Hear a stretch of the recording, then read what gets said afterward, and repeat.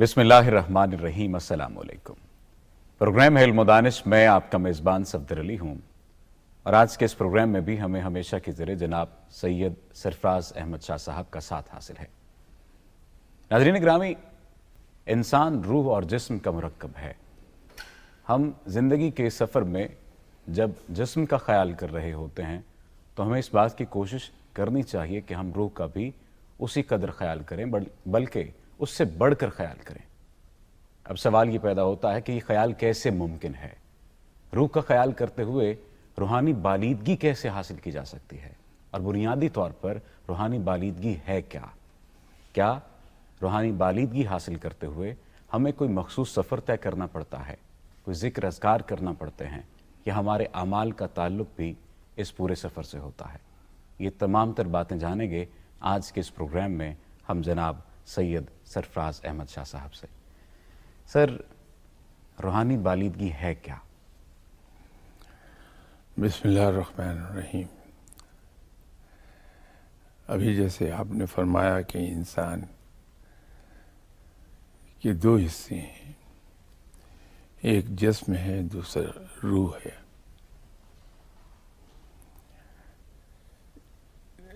ان میں زیادہ امپورٹنٹ، بلکہ یوں کہیے در حقیقت جو امپورٹنٹ چیز ہے وہ روح ہے۔ جسم اس روح کا گھر ہے۔ جی۔ جس طرح سے اگر مکان میں کوئی نہ رہ رہا ہو، وہ مکان ہے، لیکن جب اس میں لوگ رہ رہے ہوں تو وہ گھر ہے۔ جی جی۔ اسی طرح یہ جسم اگر کسی کام کا ہے تو روح کی موجودگی کی وجہ سے ہے۔ بے شک۔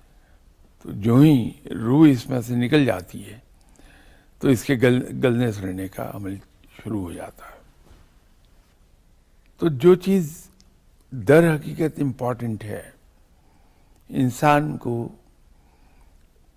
اسی کو پالنا چاہیے، اسی کی پرورش کرنی چاہیے۔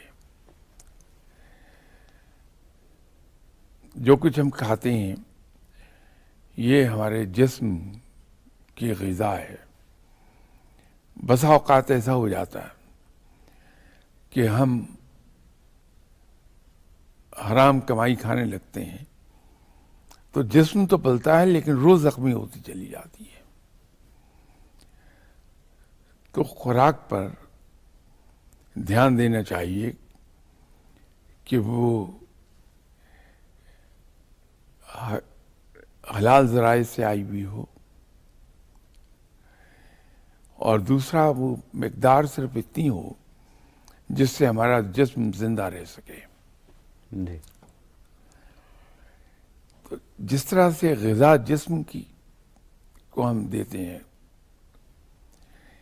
اسی طرح روح کی غذا یاد الہی ہے۔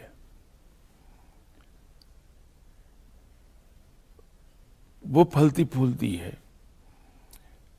جب ہم عبادات کی طرف جاتے ہیں، ذکر الہی کی طرف جاتے ہیں، رب کو پکارتے ہیں۔ تو جو آدمی جتنی کثرت سے رب کو پکارتا ہے، اور اس کثرت کے ساتھ ضروری ہو جاتا کہ شوق و ذوق کے ساتھ پکارے اپنے رب کو، تو روح اتنی ہی پھلتی پھولتی ہے۔ اب جسم کو اگر ہم زیادہ کھلائیں، اس کو زیادہ پالیں، تو یہ فربا ہوتا ہے۔ روح کا معاملہ اس کے برعکس ہے کہ جو اس کو ہم اس کی غذا دیتے ہیں، وہ پاکیزگی کی وجہ سے، یا یوں کہ یہ اس کی کثافت دن بدن نیچے کو جاتی ہے، اور جب کثافت کسی چیز سے نکل جاتی ہے تو وہ ہلکا ہو کے اوپر ٹوٹتی ہے۔ تو اسی کو ہم روح کی لطافت کہتے ہیں کہ ذکر الہی سے روح میں لطافت پیدا ہوتی ہے، اور روح جتنی لطیف ہوگی اس کی پرواز اتنی ہی بلند ہوگی۔ تو روح کی بالیدگی کے لیے ضروری ہے کہ ہم روح کو اس کی من پسند خوراک دیں، اور وہ ہے ذکر الہی. لیکن ذکر الہی کو ڈیوٹی کے طور پر نہ کریں، بلکہ اس کے اندر ہمارا شوق بھی شامل ہو تو وہ زیادہ فائدہ دے گا. آپ نے کہا کہ ذکر الہی کو ڈیوٹی کے طور پر نہیں کرنا چاہیے، تو جو ڈیوٹیز ہیں، جو فرائض ہیں، اگر انہیں انسان ادا کرتا رہے اور ساتھ ذکر الہی ہو تو روح کی لطافت حاصل کرنا آسان ہو جاتی ہے. اور آپ نے کہا کہ ذکر الہی، تو ذکر الہی میں کیا کیا اذکار شامل ہیں، کیا کیا چیزیں شامل ہیں؟ بات یہ ہے کہ رب تعالیٰ کا ذکر کسی رنگ میں بھی ہم کر رہے ہوں گے وہ ذکر الہی کا حصہ ہوگا. حتیٰ کہ رب کے بارے میں گفتگو کر رہے ہیں، یہ بھی ذکر الہی میں آ جائے گا. اور جہاں رب کا ذکر ہو رہا ہوگا وہاں رحمت کے فرشتے نازل ہوتے ہیں. ٹھیک ہے. یہ جو ڈیوٹی کی بات میں کر رہا تھا، چاہے وہ دنیاوی ڈیوٹی ہو انسان کی، چاہے وہ رب کی عبادت ہو، اگر ہم دنیاوی فرائض کو بھی ڈیوٹی سمجھ کے پورا کر رہے ہیں تو اس کے اندر وہ نفاست پیدا نہیں ہوگی جو شوق کے ساتھ ڈیوٹی ادا کی جائے گی. جو کام ہم دنیاوی کام بھی جو شوق اور ذوق کے ساتھ کریں گے اس میں ایک خوبصورت سی نفاست جھلکتی دکھائی دے گی. اسی طرح دنیاوی معاملات میں جب ہم ذوق اور شوق کے ساتھ ڈیوٹی کرتے ہیں، اس کو صرف فرض سمجھ کے نہیں کر رہے، تو اس میں نفاست آتی ہے. جب ہم ذکر الہی ذوق اور شوق سے کرتے ہیں تو روح میں لطافت آتی ہے. جی. تو کوئی بھی ڈیوٹی ہو اس کو ذوق و شوق سے ہی کرنا چاہیے، چاہے وہ دنیاوی ہو یا وہ رب کی عبادت ہو. تو اس کے اندر ہمارا شوق اور ذوق شامل ہو جائے تو اس کے نتائج بڑے اچھے آتے ہیں. اسی ضمن میں ایک سوال یہ کہ ذکر کا آپ نے فرمایا، ذکر کے بارے میں کہا کہ ذکر الہی کیا جانا چاہیے، اور آپ نے کہا کہ اگر ہم اللہ سبحانہ وتعالیٰ کی بات بھی کر رہے ہیں تو یہ بھی ذکر ہے. ورد کرنے کی بات کی جاتی ہے یا اللہ سبحانہ وتعالیٰ کے مختلف نام اسماء الہی کی بات کی جاتی ہے، اور پھر اس کے ساتھ ساتھ ذکر کے بارے میں کہا جاتا ہے کہ اجازت حاصل کرنی چاہیے. اس پر کچھ فرما دیجیے. اس کے لیے دیکھیے یہ سمجھنا ضروری ہے کہ جو کچھ ہم ورد کے طور پر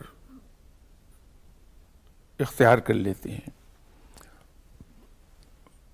وظیفے کے طور پہ اختیار کرتے ہیں، تو وظیفہ کیا ہے؟ کسی چیز کو ایک وقت مقررہ پر مقررہ تعداد کے ساتھ پڑھنا اور باقاعدگی کے ساتھ، وہ وظیفہ ہے. اب وہ انسانی جسم پر، انسانی ذہن پر اور انسانی روح پر وہ کس طرح سے اثر انداز ہوتا ہے، یہ بہت طویل بات ہو جائے گی اور آپ کو درمیان میں انٹرپٹ کر کے کہنا پڑے گا سب وقت ہوا ایک بریک کا. اس لیے میں اس ڈیٹیل میں نہیں جاتا. وہ آپ کے ساتھ اگر پھر کبھی دوبارہ پروگرام کیا تو مجھے یاد دلا دیجیے گا، میں وہ پوری تفصیل سے انشاءاللہ بتا دوں گا کہ جو ہم ذکر کرتے ہیں وہ ہمارے جسم پر، ہماری ذہن پر، ہمارے روح پر کس طرح اثر انداز ہوتا ہے. ٹھیک ہے. بات یہ ہو رہی تھی کہ جو ذکر ہے، ورد ہے، وظیفہ ہے، وہ اجازت کے ساتھ کرنا چاہیے. یہ شاید لفظ پراپر نہیں ہے اجازت، क्योंकि ज़िक्र इलाही किसी की मलकियत नहीं, किसी की जायदाद और जागीर नहीं है। रब है वो सबका है। कोई उसको पुकारने लगे वो जवाब देता है। बेशक। तो उस हिसाब से अगर देखेंगे कि वो रब सबका है तो इजाज़त की ज़रूरत नहीं है। लेकिन जो साहिब इल्म है वो अपने इल्म के ज़रिए से ये देख लेगा, ये बिल्कुल ऐसा है कि माहिरीन अपने तजर्बे और तालीम से ये देखते हैं कि ये बच्चा 4 साल की उम्र का है, इसको क्लास 1 में दाखिल होना चाहिए और क्लास 1 में इसको ये पढ़ाया जाना चाहिए ताकि इसका जहन ओवरलोड ना होने पाए। ये जितना इसका जहन है उतने ही इसको पास ऑन किया जाए। क्लास 2, 3 फिर राइट अप टू डॉक्टरेट। वो मखसूस तादाद है, मखसूस लिमिट है इल्म की जो उसको पास ऑन किया जाता है एक स्टूडेंट को। हाँ, डॉक्टरेट में जाके वो रिसर्च की तरफ जाता है क्योंकि उस वक्त तक इल्म में वो पुख्ता हो गया होता है। तो जब हम किसी साहिब इल्म से मिलेंगे, उसका इल्म उसे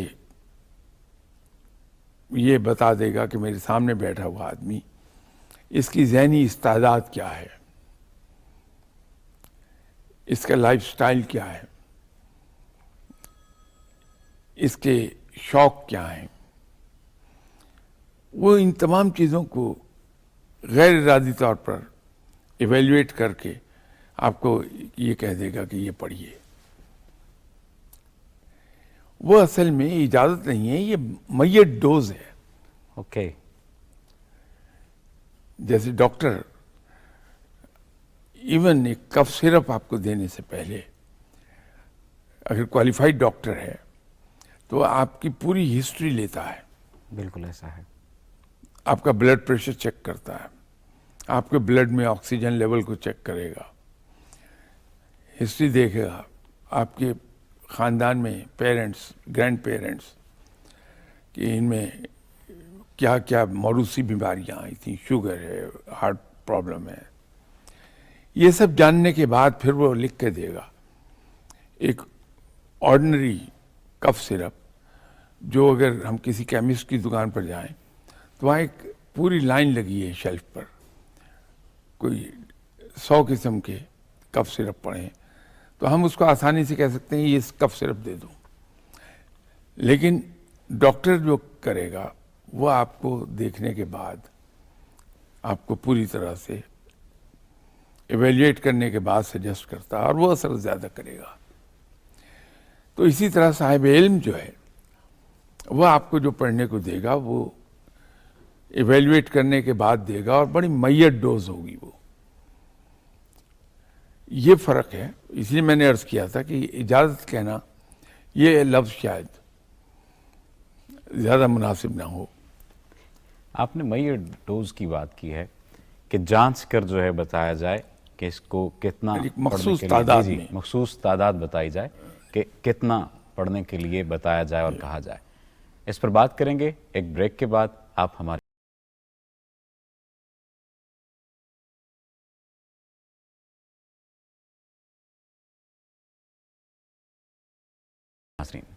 नाज़रीन ब्रेक पे जाने से पहले हम जिक्र की तादाद के बारे में और इजाज़त का जिक्र कर रहे थे। आपने कहा कि जो क्वालिफाइड डॉक्टर होता है वो पहले जांचता है, परखता है, लेकिन कुछ हम जैसे भी ऐसे लोग हैं कि अगर जिन्हें खांसी हो जाए, नज़ला ज़ुकाम हो जाए तो वो डॉक्टर के पास जाने की बजाय वो डायरेक्ट जो है किसी फार्मासिस्ट के पास चले जाते हैं, फार्मेसी के पास चले जाते हैं और उनसे कहते हैं कि ये मसला हो गया, ये दवा दे दीजिए। वो अपनी समझ बूझ के मुताबिक दवा दे देते हैं, आराम आ जाता है, कुछ मर्ज़ रह जाता है। उसी मिसाल को लिंक करते हुए मैंने ये बात कही है।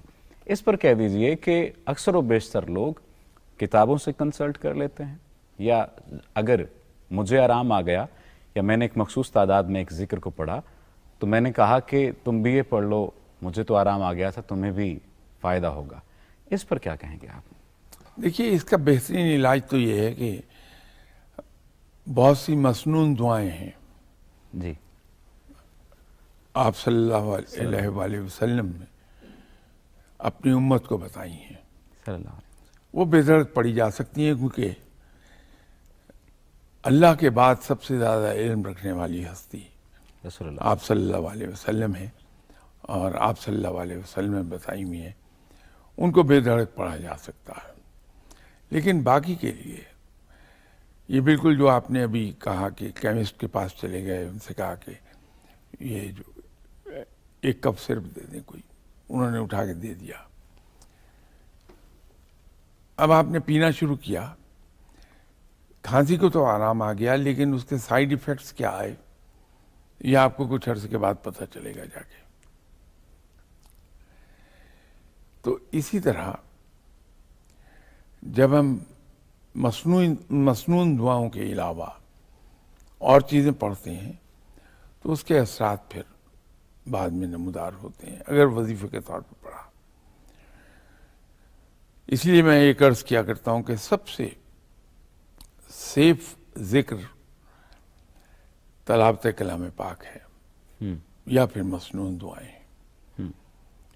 تو اگر مسنون دعاؤں میں سے کوئی دعا کی جائے اور تلاوت کلام پاک کیا جائے، بہت اچھی عبادت ہے.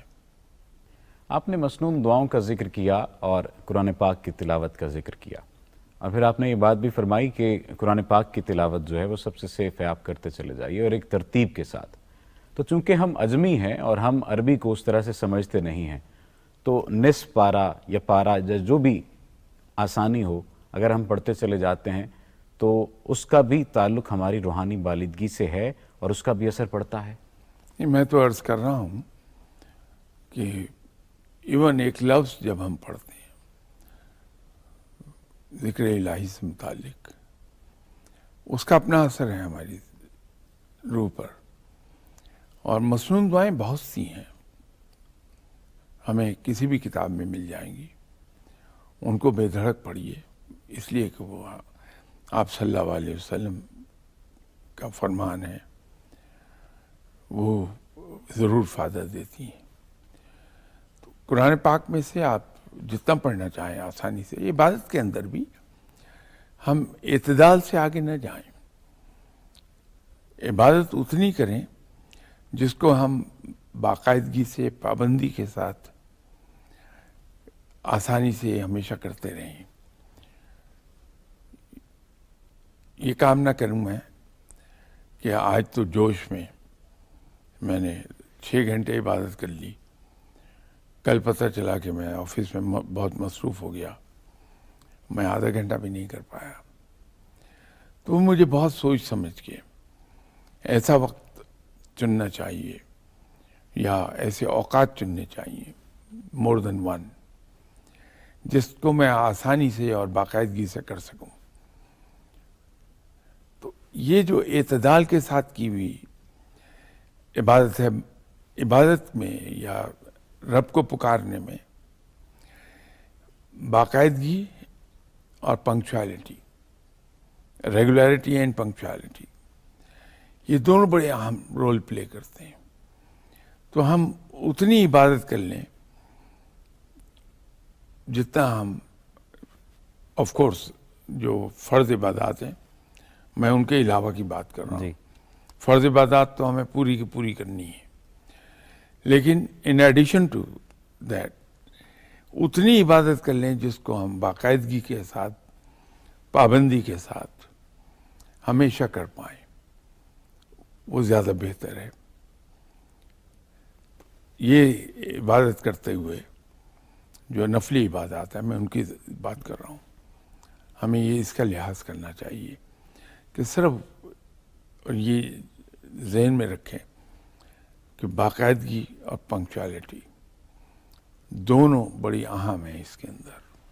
اگر انسان کوشش کرے تو اللہ سبحانہ و تعالیٰ اس کی مدد کرتے ہیں، اور واقعتاً انسان کے لیے وہی کچھ ہے جس کی وہ کوشش کرتا ہے۔